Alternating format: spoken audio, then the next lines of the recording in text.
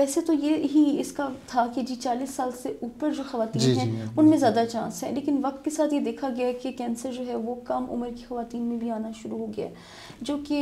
25 سال 23 سال اس طرح کی خواتین بھی ہم نے دیکھی ہیں۔ میلز کے اندر اس کی جو شرح ہے وہ بہت کم ہے، یعنی کہ تقریباً 1000 میں سے ایک ایسا شخص ہوگا جو کہ مرد ہے اور اس کو بریسٹ کینسر ہے۔ اوور آل پاکستان میں اسٹیج 3 اور اسٹیج 4 کے کیسز ہمارے پاس آ رہے ہوتے ہیں، جن میں کہ بریسٹ کینسر اپنی حدود سے نکل کے پھیل رہا ہوتا ہے۔ کوئی محلے والی خاتون نے دیکھ لیا تو وہ ایک ٹیبو بننا شروع کہ جی یہ تو بریسٹ کے کسی مسئلے سے جا کے چیک اپ کراتی ہیں، تو میجورٹی ان میں سے وہ خواتین ہیں جو راستے میں سے ڈی ٹریک ہو گئیں، یا تو ان کو یہ لگا کہ ہم دم کروا لیں تو ہم اس سب چیز سے بچ جائیں گے، ہم ایفرٹ بالکل نہ کریں اور ہم دم کی طرف چلے جائیں کہ آپ کو شک لگ رہا ہے کینسر ہے تو آپ برائے مہربانی کی سوئی والا ٹیسٹ کروا لیں، جس سے کہ ہم اس مواد کو نکال کے ذاتی چیک کریں اس جی ایک مائکروسکوپ میں اس کو اپنی آنکھوں سے خود دیکھ لیں کہ یہ ہے یا نہیں ہے، تاکہ آپ کی پکی بات آپ کو پتہ چلے۔ 98% اس کی جو ہے وہ اسپیسیفسٹی آ جاتی ہے۔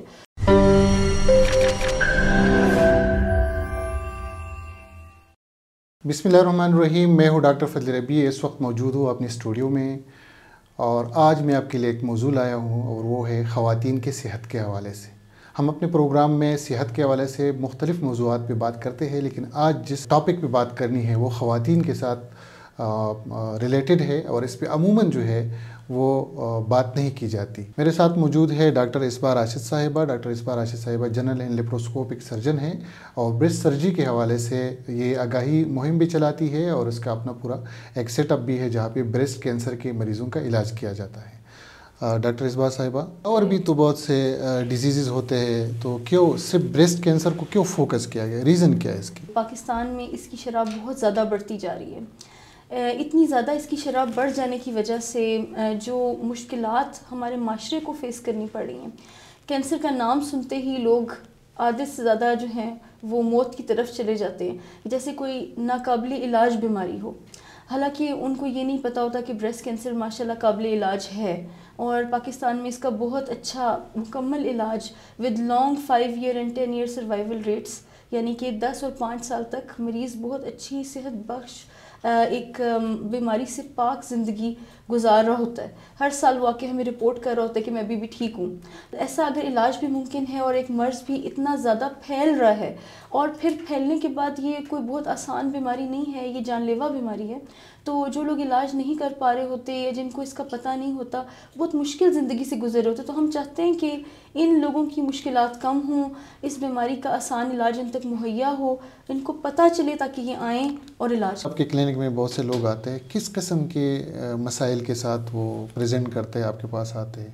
جو بریسٹ کینسر کی پیشنٹس ہیں ان کی عموماً بہت لیٹ پریزنٹیشنز ہوتی ہیں۔ اوور آل پاکستان میں اسٹیج 3 اور اسٹیج 4 کے کیسز ہمارے پاس آ رہے ہوتے ہیں، جن میں کہ بریسٹ کینسر اپنی حدود سے نکل کے پھیل رہا ہوتا ہے، تو ایسی خواتین اب آنا شروع ہو گئی ہیں، البتہ ہماری اویئرنیس سیشنز کی وجہ سے، جو کہ ارلی پریزنٹیشنز بھی ہیں، لیکن یہ بہت کم ہے، اور ہم چاہتے ہیں کہ یہ اویئرنیس اتنی بڑھے کہ یہ والی خواتین بھی اب زیادہ ہونے لگ جائیں، بریسٹ کینسر کا اوور آل لوڈ جو ہے وہ ارلی سٹیج پہ پریزنٹ کرنا شروع کر دے ہمارے کلینکس میں اور ہاسپٹلس میں۔ جو خواتین زیادہ تر ہمارے پاس آتی ہیں وہ شروع سے کچھ شکوک و شبہات کا شکار ہوتی ہیں، جو کہ ہمارے معاشرے کا ایک بیسک ڈیلیما ہے۔ جتنی بھی خواتین سے آپ یہ پوچھیں، انٹرویوز کریں ان کے بڑے کینسر ہاسپٹلس میں کہ آپ لیٹ ہمارے پاس کیوں پہنچی ہیں، تو میجورٹی ان میں سے وہ خواتین ہیں جو راستے میں سے ڈی ٹریک ہو گئیں، یا تو ان کو یہ لگا کہ ہم دم کروا لیں تو ہم اس سب چیز سے بچ جائیں گے، ہم ایفرٹ بالکل نہ کریں اور ہم دم کی طرف چلے جائیں تو ہمارا علاج جو ہے وہ بہت ہی مطلب شارٹ ہو جائے گا یا اچانک سے غائب ہو جائے گا، جو ان کی خواہشات ہیں، کیونکہ وہ ایک ڈینائل کے فیز میں ہوتے ہیں اور وہ چاہتے ہیں کہ مجھے یہ نہ ہوا ہوتا، اور اس کو ریوائنڈ کرنے کی ایک خواہش میں وہ اس طرف چلے جاتے ہیں۔ ایک خاتون کا میں آپ سے ذکر کرتی ہوں جو کہ ایک ٹیچر تھیں، اور انہوں نے ایک گلٹی محسوس کی اپنی بریسٹ میں۔ اب ان کو یہ لگا کہ یہ درد بھی نہیں اس میں ہو رہا اور اتنی زیادہ تیزی سے پھیل نہیں رہی، تو بس ٹھیک ہے مجھے کچھ نہیں کہہ رہی، بجائے کہ میں اس کے بارے میں بات کروں، اور اتنے اور کام بھی ہیں، تو انہوں نے اس کو اتنا نہیں اس پہ لائٹ ڈالی۔ ہاں جی، انہوں نے اپنی مدر سے پھر بات کی جب وہ 1-1.5 مہینہ اس کو ہو گیا اور تھوڑا ان کو لگا کہ وہ ایک چیز ہے جو کہ بار بار دیکھ رہی ہیں، تو انہوں نے اپنی مدر سے ایک عام باتوں کے طور پہ بات کر دی، اور انہوں نے بھی فردر اس کو اگنور ہی رکھا. مطلب مدر نے بھی آگے سے ان میں بھی اتنی انسائٹ نہیں تھی کہ ہاں ٹھیک ہے ڈاکٹر کے پاس چلے جاتے ہیں. اب یہ پیشنٹ ان میرڈ ہیں اور ان کو یہ ہے کہ جی اگر میں نے زیادہ یہاں سے گئی اور جا کے کسی کو دکھایا, پھر شادی نہیں ہوگی, پھر بڑے مسائل ہوں گے, ایسی کوئی بات اگر چل گئی, کوئی محلے والی خاتون نے دیکھ لیا تو وہ ایک ٹیبو بننا شروع کہ جی یہ تو بریسٹ کے کسی مسئلے سے جا کے چیک اپ کراتی ہیں. حالانکہ کینسر کا نام بے شک نہ بھی ہو, لیکن اتنی چیز پہ بھی ہمارا معاشرہ بعض اوقات خواتین کو الاؤ نہیں کر پا رہا ہوتا. پھر یہ کہ آپ نے جب جانا ہے کسی ہاسپٹل تک اپنے فادر یا بردر یا کسی اور کو ڈسکلوز کرنا, وہ بھی ان کو بعض اوقات تھوڑا ہچکچا رہی ہوتی ہے اس کے لیے کس طرح ہم اس کے بارے میں بات کریں. فردر ان کو یہ فیل ہوتا ہے کہ جب ہم ڈاکٹر کے پاس پہنچ جائیں گے کسی اور انسان کو جا کے اپنا معائنہ کروانا, تو وہ اوور آل جب اس یہاں تک سوچتی ہیں اپنے گھر میں بیٹھے ہوئے تو کہتی ہیں رہنے دیں, ابھی جب یہ مجھے کچھ نہیں کہہ رہی, نہ اس میں درد ہے, تو ہم اس کے بارے میں بات ہی نہیں کرتے. لیکن ہم اب یہ چاہتے ہیں کہ ہماری اویئرنیس کیمپینز جو ہیں وہ اس چیز کو توڑیں ہر پوائنٹ پہ. یہ جتنے پوائنٹس ہم نے ڈسکس کیے ہیں, ہر وہ پیشنٹ جو کوئی گلٹی فیل کرے وہ اپنے گھر میں بھی بات کرے, اس کے سارے گھر والے اس کے ساتھ مل کے اس کو لے کے جانے پہ فوکس کریں, سپورٹ بھی کرے, اس کو سپورٹ کرنا. ان کے اگر یہ اس طرح کی باتیں اگر مسجدوں میں کی جائیں خطبوں کے دوران, اور جو امام ہیں وہ لوگوں کو اس پہ پروپیگیٹ کریں,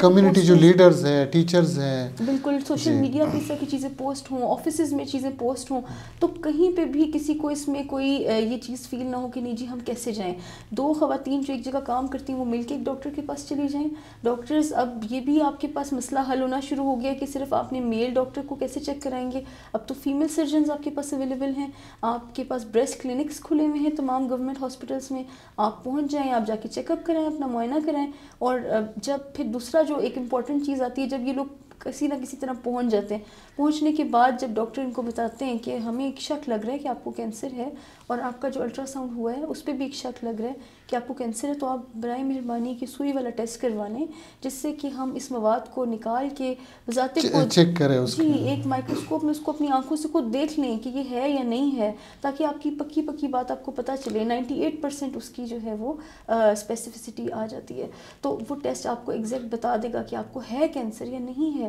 تاکہ آپ کا علاج شروع ہو سکے جلدی. ہر ایک لمب کینسر بھی تو نہیں ہو سکتا نا. بالکل, آپ بالکل جیسے آپ نے کہا ہے, تو ضروری تو نہیں ہے کہ کینسر ہی ہو, لیکن آپ جلدی ایک نتیجے پہ پہنچیں. خدا نہ خواستہ اگر وہ کینسر ہے تو آپ جلدی اس کے علاج کی طرف بڑھیں تاکہ جلدی علاج ہو. لیکن وہاں پہ جو ہم مسئلہ فیس کرتے ہیں کہ یہی خواتین وہاں سے دوبارہ سے ایک ان کا جو ہے نا وہ ڈی ٹریک ہو جاتی ہیں, یعنی کہ وہ جب گھر جاتی ہیں سوچتی ہیں کہ ہم وہ سوئی والا ٹیسٹ کرائیں یا نہ کرائیں. کچھ ان کو لوگ کچھ اور قسم کی کہانیاں سناتے ہیں, کوئی ڈفرینٹ قسم کی بات کر جاتا ہے بندہ, اور پھر الٹیمیٹلی یہ ہوتا ہے کہ جی آپ سب سے پہلے کسی سے دم کروا لیں, کسی اور نے بھی دم کرایا تھا اور وہ ٹھیک ہو گئے تھے, اور سٹوری کے اوپر چل کے وہ وہاں پہنچ جاتے ہیں.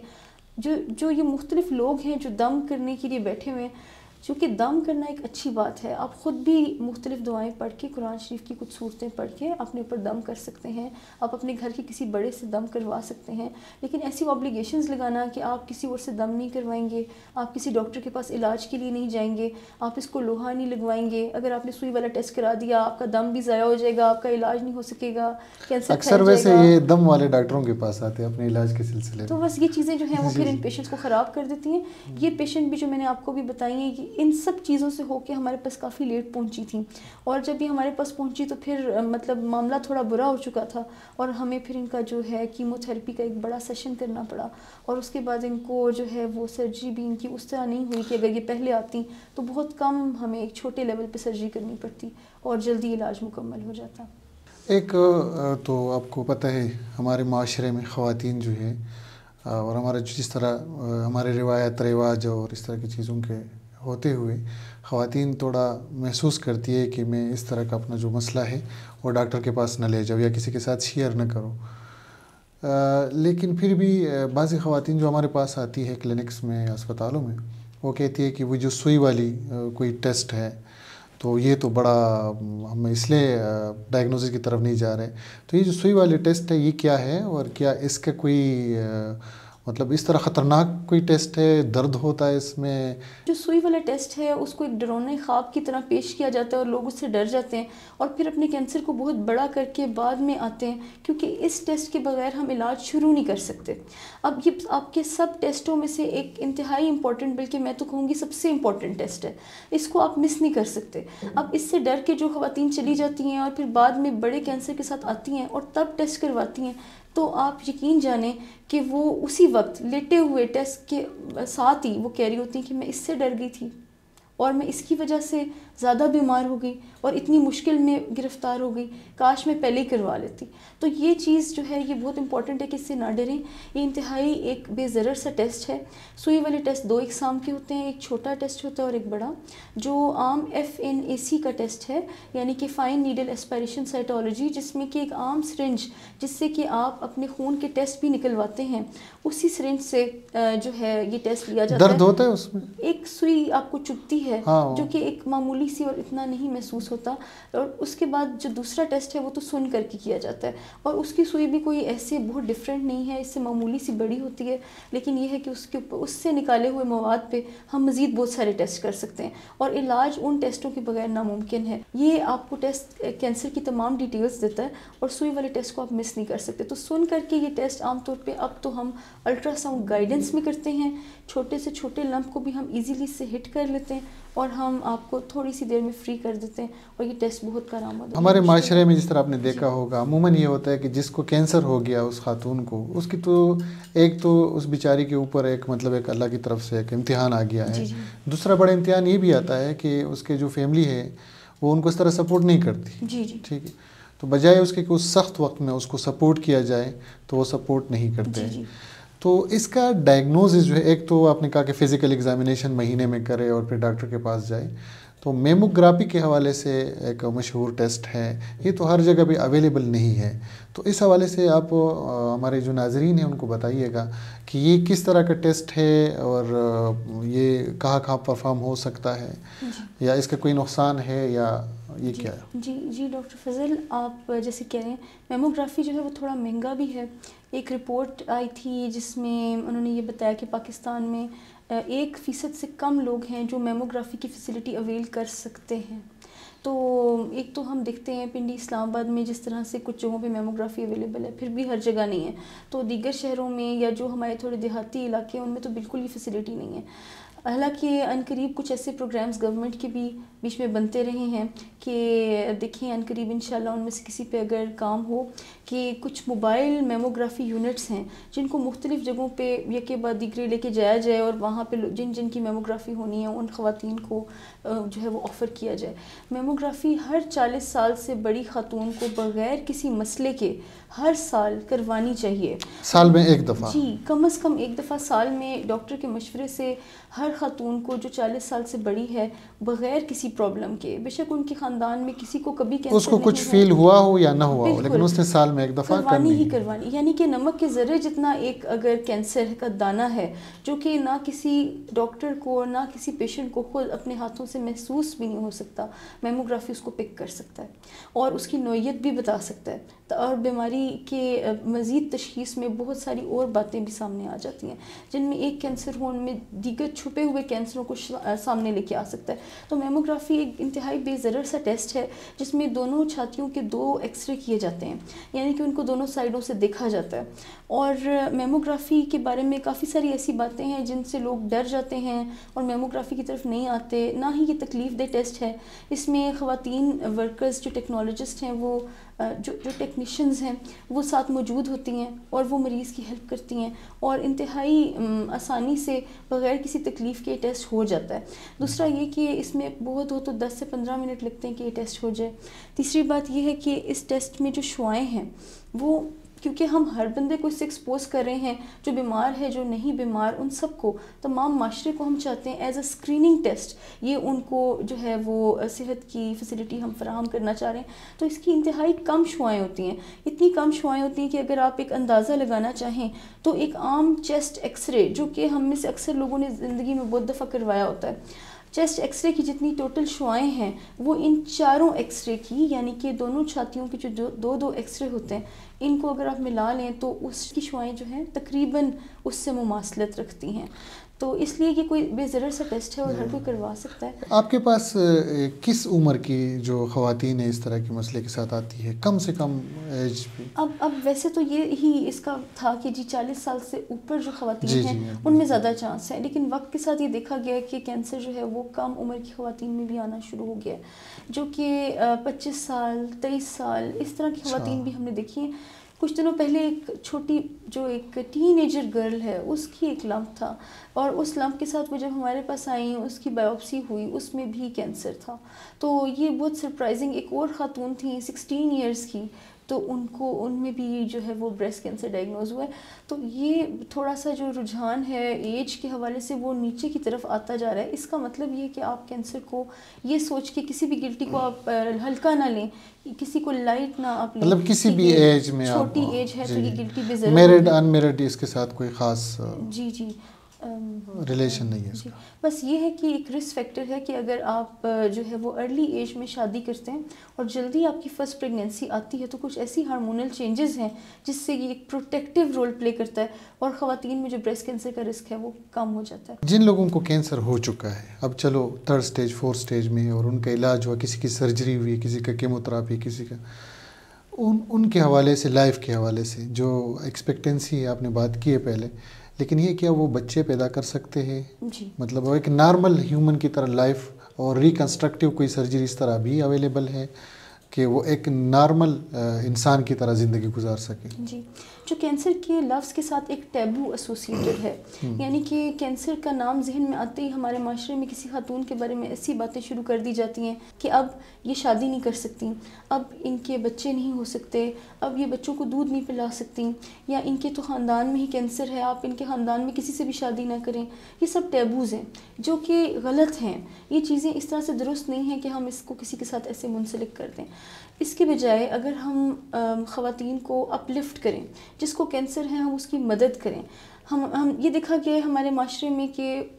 اچھی چیزیں بھی دیکھی گئی ہیں، اچھے لوگ بھی ہیں جو اپنے فیملی میں اگر کسی ایک خاتون کو کینسر ہوتا ہے تو ان کو بہت زیادہ سپورٹ کرتے ہیں، لیکن ایسے لوگ بھی ہیں جو نیکسٹ 1 منتھ کے اندر اس خاتون کو ڈیورس کر دیتے ہیں، ڈیورس کی طرف چلے جاتے ہیں. جی تو اس طرح فیملیز اور بریک ہوتی ہیں. وہ خاتون جو پہلے سے ایک مسئلے سے گزر رہی ہیں وہ مزید اور مسئلوں سے گزرنا شروع ہو جاتی ہیں، اور آپ نے ان کے ٹھیک ہونے کا جو ایک سلسلہ ہے اس میں بہت بڑی ضرب لگا دی. تو یہ چیزیں نہیں ہونی چاہیے. ہم یہ چاہتے ہیں کہ خاتون کو بے شک اگر کینسر ہوا بھی ہے تو اب وہ اپنی نارمل لائف کی طرف جائیں، جلد از جلد تشخیص اور جلد از جلد بہترین علاج ہو جائے. جتنی جلدی تشخیص ہوگی اتنا چھوٹا اور اچھا اور بہترین اور آسان علاج ہوگا. جب ان کا علاج مکمل ہو، جس میں کہ ٹیکے جس کو کیمو تھراپی کہتے ہیں اور گولیوں سے بھی علاج ہوتا ہے، کچھ ہارمون تھراپیز ہوتی ہیں، اس کے علاوہ ریڈیشن جو کہ شعاؤں سے علاج ہے، اور سرجری جو کہ آپریشن کے ذریعے اس گلٹی کو نکالنے کا علاج ہے. تو یہ جس میں ہم اکثر بغل کی صفائی یا بغل میں سے کچھ دودھ نکالتے ہیں، یہ آپریشنز شامل ہیں. تو اگر آپ جلدی پریزنٹ کریں گے تو ان سب کی میعاد اور ان سب کی جو لوڈ ہے پیشنٹ پہ وہ کم ہوگا، اکنامکلی بھی اور لوڈ وائز بھی، اس کی جو پوٹینسی ہے اس کے وائز بھی. دوسرا یہ کہ جو سرجری ہے وہ چھوٹی ہوگی، آپ کو پوری چھاتی کو ریموو نہیں کرنا پڑے گا، اور اگر ریموو کرنا پڑ بھی رہا ہے فرض کریں کسی کیس میں تو پھر ہم ریکنسٹرکٹیو سرجری بھی آفر کر رہے ہیں تاکہ خواتین جو ہیں وہ واپس اپنی پہلے جیسی زندگی کی طرف آئیں، معاشرے میں ایک کنسٹرکٹیو رول پلے کریں، اسی طرح اپنی واپس اسی ورکنگ سٹیج پہ جائیں، اسی طرح اپنے بچوں کو پالنا شروع کریں، اسی طرح اپنی ورک پلیس کو واپس جوائن کریں، اسی طرح معاشرے کا ایک بہترین شہری بن کے معاشرے کو بہترین طرف لے کے جائیں. اس میں سب کی کوآپریشن ریکوائرڈ ہے، پیشنٹ سے لے کے ان کے گھر والوں سے لے کے ان کے امیڈیٹ فیملی ممبرز اور تمام پولیٹیکل ورکرز اور یہ سب لوگ جن کا آپ نے نام لیا ان سب. ابھی تک ہم نے جو گفتگو کی ہے اس میں ہم نے یہ بات کی کہ خواتین اور بہنیں، اور تو کیا یہ چیسٹ جو کینسر ہے، جو بریسٹ کینسر ہے، یہ میل میں بھی ہو سکتا ہے؟ جی یہ تو ایک بہت ہی امپورٹنٹ پوائنٹ ہے جس کو کہ ہائی لائٹ کرنے کے لیے جو ہم بریسٹ کینسر کے لیے پنک ربن یوز کرتے ہیں، اس کی ایک سائڈ کو بلو بھی کر دیا گیا ہے دنیا کے مختلف حصوں میں. وہ اب آدھا بلو اور آدھا پنک ربن استعمال کرتے ہیں تاکہ لوگوں میں یہ اویئرنیس بھی پھیلے کہ میلز کو بھی یہ ہو سکتا ہے. اب میلز کے اندر اس کی جو شرح ہے وہ بہت کم ہے، یعنی کہ تقریباً 1000 میں سے ایک ایسا شخص ہوگا جو کہ مرد ہے اور اس کو بریسٹ کینسر ہے، لیکن خواتین میں اس کی شرح جیسے کہ آپ نے بتایا 9 میں سے ایک خاتون کو جو ہے وہ اپنی زندگی میں کم از کم ایک دفعہ اس میں سے ضرور گزرنا پڑ رہا ہے پاکستان میں۔ تو میلز میں جو پرابلم ہم فیس کرتے ہیں وہ یہ ہے کہ ایک تو وہ ان اویئر ہوتے ہیں، وہ اس طرح سے اپنے آپ کو دیکھ نہیں رہے ہوتے، ایک تو وہ ان اویئر ہوتے ہیں، اس طرح سے اپنا معائنہ نہیں کر رہے ہوتے، اپنے آپ کو اس نظر سے دیکھ نہیں رہے ہوتے۔ دوسرا یہ کہ ان کی چھاتی کا سائز فیمیل سے بہت کم ہوتا ہے، تو بہت کم ٹائم لگتا ہے کہ ایک کینسر اپنی سٹیج 1 سے بڑا ہو کے سکن تک آ جائے اور سٹیج 4 میں تبدیل ہو جائے۔ تو اس میں پھر جو ہے علاج کی بھی جو نوعیت ہے وہ فوراً سٹیج 1 والے چھوٹے علاج سے فوراً سٹیج 4 والے بڑے علاج تک پہنچ جاتی ہے، اور جب تک وہ ہمارے پاس آتے ہیں تو کافی مشکل ہوتی ہے پھر ہمیں۔ اب خواتین جو ہیں ان کو پھر بھی آپ اگر کاؤنسل کریں تو وہ سمجھ جاتے ہیں کہ اچھا ہمارے ساتھ یہ چیز ہو گئی ہے، لیکن میلز پہلے اس بات کو ہی ماننے کو تیار نہیں ہوتے کہ بریسٹ کینسر میل کو ہو سکتا ہے۔ تو بیسکلی یہ امپورٹنٹ پوائنٹ ہے، یہ وہ پوائنٹ ہے کہ ہر میل کو نہ صرف اپنے گھر کے میلز کو یہ کہنا چاہیے کہ آپ مہینے میں ایک دفعہ اپنا معائنہ کریں، بلکہ خواتین کو بھی اپنے گھر میں یہ اپنی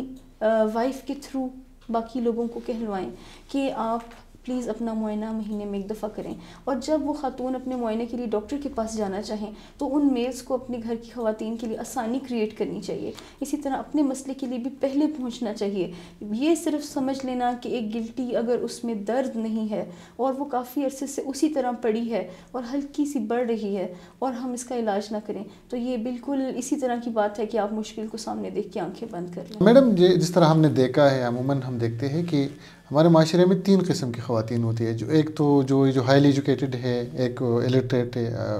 اور کچھ لوگ ایسے جو میٹرک پاس اور بی اے فیل درمیان والے ہوتے ہیں۔ عموماً جو درمیان والے ہیں وہ لوگ جو میں نے خود دیکھا ہے وہ جب بھی کوئی ساری چیزیں جو ہے وہ انٹرنیٹ سے سرچ کرتی ہے اور اس کو فالو کرتی ہے، خود ایک ایزمپشن بناتی ہے۔ اس وجہ سے ہمارے معاشرے کے اندر جو ہے اپنے بچوں کو دودھ پلانے کا رجحان بہت کم ہو رہا ہے، اور جس طرح بریسٹ فیڈنگ پالیسی ہے کہ 6 منتھ تک جو ہے ایکسکلوسیولی، جس طرح آپ نے ذکر کیا کہ ماں کو اپنے بچے کو چھاتی کا دودھ پلانا چاہیے، اور 2 سال تک پھر وہ جو ویننگ کا پورا ٹرائل ہوتا ہے 2 ایئرز تک پلانا چاہیے۔ تو آپ نہیں سمجھتی کہ یہ جو درمیان میں آدھا علم ہے یہ چیزوں کو خراب کرتی ہے؟ جی سر، ابھی ہم تو اپنے پیشنٹس کو جو ہمارے پاس آتے ہیں چاہے وہ کسی بھی کیڈر کے ہوں، آپ نے بہت اچھی یہ ایک ڈسکرپشن بتائی کہ کچھ لوگ ہیں جن کو پوری اویئرنیس بھی نہیں ہے لیکن وہ اویئرنیس حاصل بھی کرنا چاہ رہے ہیں، یہ ان کو نہیں پتہ کہ انہوں نے پوچھنا کس سے ہے۔ تو ہم پیشنٹس کو کہتے ہیں کہ آپ گوگل نہ کریں، آپ ہمارے پاس آئیں، ہم آپ کو ٹائم دیتے ہیں، آپ ہم سے پوچھ لیں، آپ ہم سے 2 دفعہ پوچھیں، لیکن آپ گوگل نہ کریں، کیونکہ گوگل جو ہے وہ آپ کو اوور آل ایک دیتا ہے، اور جو رجحانات سوشل میڈیا پہ چل رہے ہیں، جس چیز کو اچھا پیش کیا جاتا ہے لوگ اس کی طرف چل پڑتے ہیں۔ تو بریسٹ فیڈنگ جو ہے وہ نہ صرف ہمارے ایک اسلامی اقدار میں ایک اس کی بہت زیادہ امپورٹنس ہے، کم از کم 6 ماہ تو دودھ پلانا ہی چاہیے، جیسے WHO نے جو ہے ریکمنڈیشن دی، جیسے ایکسکلوسیو بریسٹ فیڈنگ جیسے کہ آپ نے ابھی کہا ہے۔ اور اس میں یہ ہے کہ یعنی کہ بچہ جب پیدا ہوتا ہے تو عام طور پہ ایک یہ میسج ہے بہت امپورٹنٹ کہ خواتین کو پہلے سے اس چیز کے لیے ریڈی رہنا چاہیے کہ فرسٹ ½ این آور میں آپ نے جو فرسٹ ملک ہے، جس کو ہم اپنی لینگویج میں کلوسٹرم کہتے ہیں، جو میڈیکل لینگویج ہے، جو کہ باقی سارے ملک سے زیادہ افادیت ہوتی ہے، اس میں تھوڑا تھک ہوتا ہے، تھوڑا یلوئش کلر کا ہوتا ہے، یہ بچے کو ضرور فرسٹ ½ این آور کے اندر مل جائے۔ تو خواتین کو چاہیے کہ کسی ایک خاتون کی یہ ذمہ داری لگائیں کہ جب بچہ پیدا ہوگا تو اس وقت جو بھی سچویشن چل رہی ہے آپ نے میری ہیلپ کرنی ہے، اور آپ نے اس وقت آپ نے بچے کو وہ ڈیلیور کرنے میں ہیلپ کرنی ہے۔ اس میں ایک اور مسئلہ بھی ہم نے دیکھا ہے کہ ہم healthy timing and spacing in pregnancy جو ہے وہ نہیں رکھتے۔ فار ایگزامپل اگر 3 سال 4 سال کا وقفہ رکھا جائے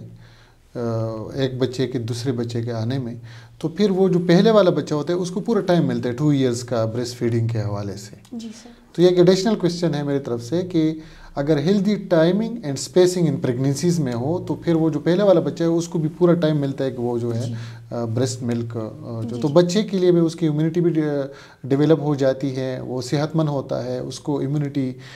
جو ویکسین ہم لگاتے ہیں نا، ایک قسم کا آلریڈی اللہ تعالیٰ کی طرف سے جو ویکسین بنا ہوا ہے وہ کولسٹروم کے اندر، تو اس سے جو ہے اس کو بڑا فائدہ ہوتا ہے۔ جی سر۔ سر بیسکلی ہم یہ چاہ رہے ہیں کہ جو خواتین ہیں وہ بریسٹ فیڈنگ کو نہ کرنے کے ٹرینڈ کو توڑیں. اب جو ورکنگ ویمن بھی ہیں, جو ٹیچرز ہیں, جو کہیں پہ بھی ریسیپشنسٹ کام کر رہی ہیں, کچھ اور ایسا ان کا بینک میں کوئی جاب ہے, جو بھی ورکنگ ان کا آورز ہیں اس کے اندر وہ کچھ ایسی چیزیں اڈاپٹ کریں کہ وہ پھر بھی بریسٹ فیڈنگ کے لیے بچوں کے لیے ملک اپنا سٹور کر سکیں. صبح ان کو بریسٹ فیڈ کرا کے آئیں, واپس جا کے ان کے ذہن میں یہ جلدی ہو ہم نے اپنے بچے کے لیے پہنچنا ہے. جب آپ ایک بچے کا خیال کر رہے ہیں تو آپ کو اس کو کمپلیٹ نیوٹریشن جو قدرت کی طرف سے اس کو ملی ہے وہ اس تک پہنچانی ہے. اب اس میں فرسٹ 6 months تو ایکسکلوسیو بریسٹ فیڈنگ ریکمینڈڈ ہے بائی WHO, یعنی کہ آپ بچے کو پانی بھی نہ پلائیں, آپ اس کو کچھ بھی نہ پلائیں. لیکن ہمارے معاشرے میں کیا ہے کہ جب بچہ پیدا ہوتا ہے پہلی چیز اس کو گھٹی دے رہے ہیں. ٹھیک ہے, آپ ایک سنت کے طور پہ کوئی چیز جو ہے وہ لوگ دیتے ہیں, لیکن ہم ایز ڈاکٹرز آپ کو ریکمینڈ نہیں کرتے کہ آپ کچھ بھی دیں, کیونکہ آپ مختلف قسم کے جرمز اور یہ چیزیں بچوں کو انٹروڈیوس کرا رہے ہوتے ہیں. لوگ کچھ بھی شروع کر رہے ہوتے ہیں. تو اگر کوئی خدا نہ خواستہ بہت ہی ناگہانی صورت نہیں ہے جس کے اندر اس کی مدر جو ہے وہ بہت زیادہ کسی ڈیفیکلٹ سینیریو میں ہے, تو اس کے علاوہ آپ نے بریسٹ فیڈ ہمیشہ کروانا ہے. آپ نے ورکنگ وومن کی بات کی ہے نا, یہ عموماً ایک مسئلہ بھی رہا ہے پورے جو انسٹیٹیوٹس ہے بڑے بڑے, جس طرح آپ کا ہاسپٹل ہے پیمز ہاسپٹل جہاں پہ ہزاروں خواتین کام کرتی ہیں. تو اس طرح کے ہاسپٹل یا اس طرح کے اداروں کے اندر جو ہے ڈے کیئر بچوں کا ہونا چاہیے, جہاں پہ وقفے کے دوران ماں جا کے اپنے بچے کو